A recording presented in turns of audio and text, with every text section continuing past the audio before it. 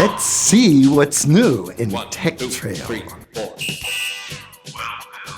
Hi families, today we're going to talk about technology and foot conditions. Conditions might be something along the lines of post-tibial tendonitis, plantar fasciitis, Seaver's disease, or pes planus, or we would also call that flat-footedness. Post-tibial tendonitis, your feet end up collapsing because your post-tibial tendon has finally given up. All we have to do is assess it and maybe create for you a custom fabricated foot orthotic that will then help to push it back into place, holding your foot in a more neutral position.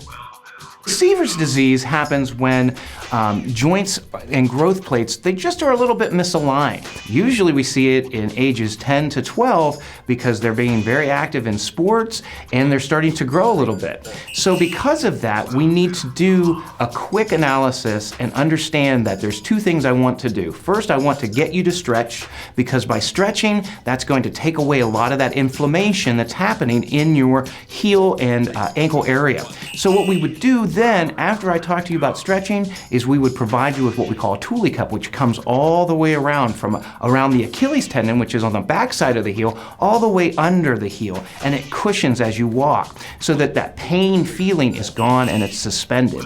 So proper footwear is something that we really have to consider even if we don't have a lot of problems with our feet. But when we're very young, we're very, very flexible, so our feet look very, very flat to mom and dad. So we want to make sure, mom and dad, that we get the right kind of footwear. We don't want to get things that are very weak and easy to put on and off sometimes. What we want to do is find something that has a very thick heel and sole that doesn't twist very easily. The other thing we want to look at is what we call the heel counter, which just comes right behind the heel. If you squeeze that and it's very easy to squeeze, don't buy that. You want to get one that has a harder, firmer heel counter, because as your child hits the ground, you want that heel in the proper alignment. So as they're growing, they're developing more correctly.